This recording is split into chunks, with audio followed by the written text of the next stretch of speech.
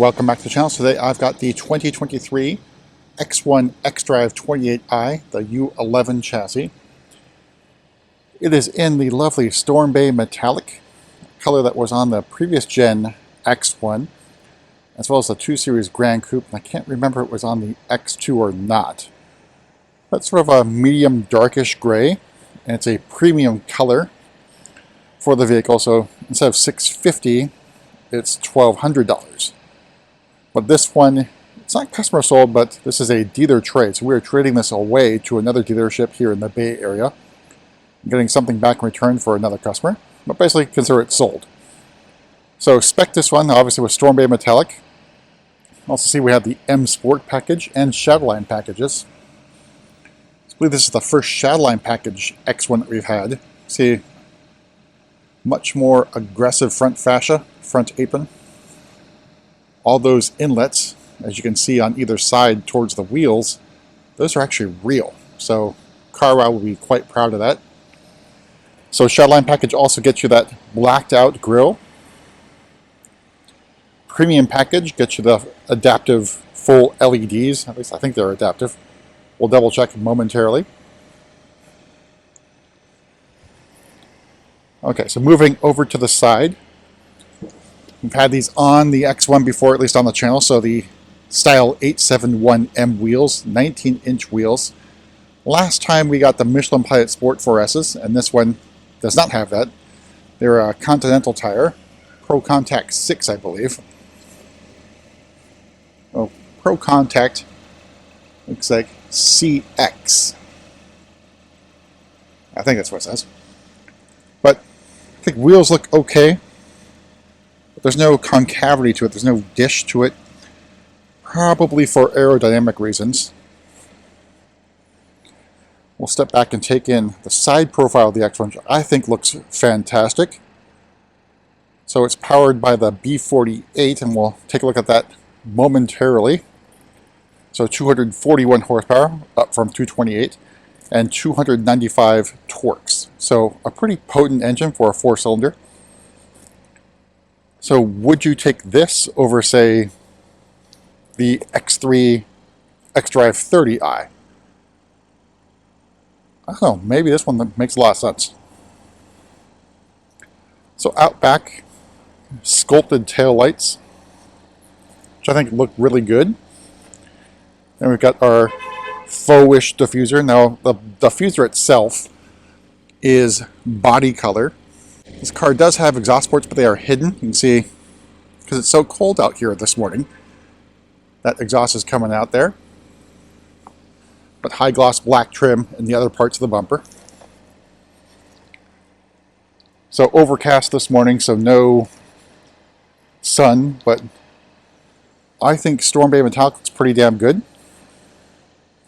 Let me know what you think. And we're going to take a look at the inside, go over pricing and options as well.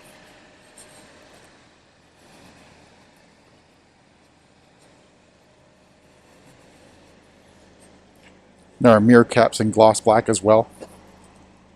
Door handles flush against the bodywork. So opening up, we have red and black Sensatec, which look really great against Storm Bay Metallic. The seats are the sport seats, which look pretty good. Good side bolstering. I'd say probably okay with the thigh bolsters. No lumbar support and no side bolster adjusters. On the door, you note we do have Harman Kardon. Now, that's available on the premium package, so you want Harman Kardon. You have to go for the premium package, which is quite expensive. But you get a lot for it. Okay, so inside, iDrive 8 instrument panel. And then the iDrive 8 on the other side here. I've turned off the lock and unlock as you walk towards the car and away from it, because otherwise it would go on and off while filming. So big change for the U11 chassis. No iDrive controller, so you must use the touch screen or voice commands. Is this the future of iDrive? Potentially. It's going to take a lot of time to get used to that, especially if you're coming from BMW before. I've reached for the iDrive controller several times across the X1 lineup, basically because the muscle memory is ingrained in me so much. But iDrive 8 works really, really well. And I noted that the climate menu is set to automatic. The heated seats and steering wheel came on this time. Temperature right now in Mountain View is 43 degrees. They came on automatically at the medium level. Again, I still haven't figured out exactly what triggers when these things come on, based upon what you're selecting in terms of low, medium, high, and very high intensity levels for the heated seats and steering wheel, but it came on this time. Have to do, I guess, some more experimentation. Alright, so the trim is the high gloss black trim. Magnet for fingerprints, of course. And you got your wireless charging here, available with the convenience and premium packages. And sort of the floating console area over here, basically inspired by the X1. Gear selector, no iDrive controller here, some hotkeys to get to things. Basically modes, vehicle settings, or driving settings I should say, auto hold. You press that, which go right to the driving settings. You got your driver assistant stuff there. But again, I'm reaching for the home button right now and I always forget it's not there anymore. Alright, so let's go over the pricing and options. So starting price of the X1 xDrive28i, $38,600. So I guess a fairly reasonable starting point, but it adds up from there fairly quickly. So Storm Bay Metallic, as I mentioned, is premium paint, $1,200. Shadowline package, which requires M Sport package, of course, $300. M Sport package for another $2,300. And then the 19-inch wheels, another $600. So it comes there with 18-inch wheels. You can go all the way up to 20. Premium package for $4,200. Now note, for the M Sport package, you do get adaptive M suspension as well. Here's what you get for all your premium package goodies here. Heated steering wheel, comfort access, of course. Heated front seats, the trim. Interior camera, which is strange because it's not even on the iX right now. So you got the active driving assistant, which is basically your blind spot detection, etc., which wasn't on the previous gen X1. Parking Assistance Plus. So you want to step up and get the Parking Assistance package with the 360 cameras, you have to go with the premium package. It's not a separate option. Does include Harman Kardon sound system. Does not have an equalizer. I'll show you that if I remember. Wireless device charging, Live Cockpit Pro, including the heads-up display. And then we've got the, even though it's in the premium package, $550 for the heated front seats and steering wheel. Remote engine start for $300. You could add that after the fact if you did not spec it on your vehicle. It can be had in the connected drive store. All told, MSRP of just over $49,000. So you're talking pretty good money there already. So that's, you know, $11,000-ish, $10,000 worth of options. So the equalizer, go here, and then we go into the vehicle apps. Then we go to system settings. And you scroll down to sound. And here's where you can do all of your adjustments. You notice there's no equalizer like you get in normal Harman Kardon sound systems across the BMW lineup. But that's what you get. Hotkeys on the steering wheel take you to the media. This thing here, you can change the layout and display contents of the instrument panel here. Hotkey to the telephone, voice commands, etc. Then we got our cruise control. And let me check something here. So we'll go to the connected drive store.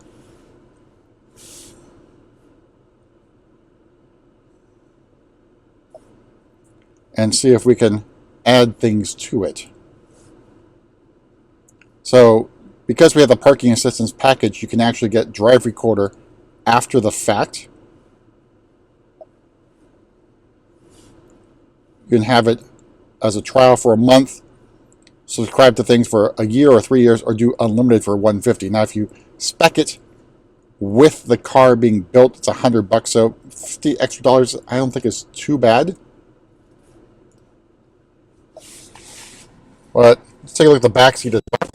And let me note, on the rear doors there is no comfort access, just like on the X7. So X7 owners, don't fret. X1 owners get the same deal. So back seat, red and black interior. Alright, so just noted, here is the interior camera. We'll hop in the front seat and take a look at that as well. Note all the frost here on the X1, but a very generous size in terms of the panoramic moonroof. But here's your view from the back seat. Plenty of legroom, plenty of headroom. So this is actually a pretty good sized vehicle. I think a very good starter BMW for families. All right, we'll make our way to the back over here. We use our kick to open.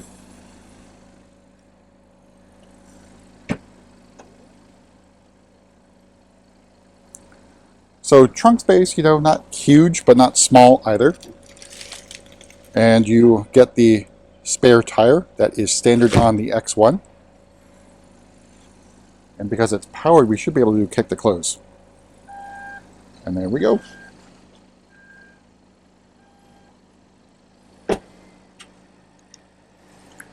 Alright, so we'll make our way towards the front, take a look at the engine, the B48.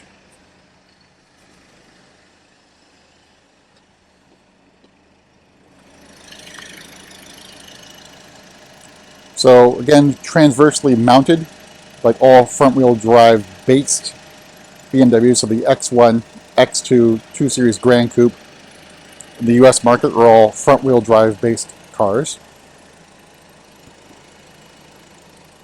But that's what it looks like under the hood. Let me see, so basically mounted basically on top of the front axle, maybe slightly forward, but probably about on top of it.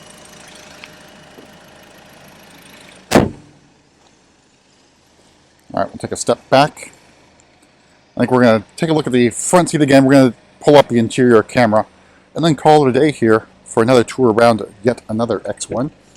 All right, so bad news on the interior camera. It should be in the all apps. It is not showing up. So I've got no idea why it's not showing up at all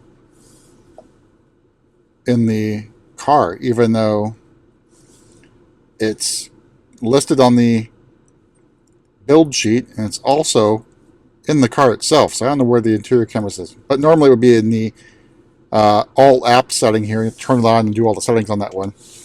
But that's it for a quick tour around the xDrive28i, and we'll see you in the next video.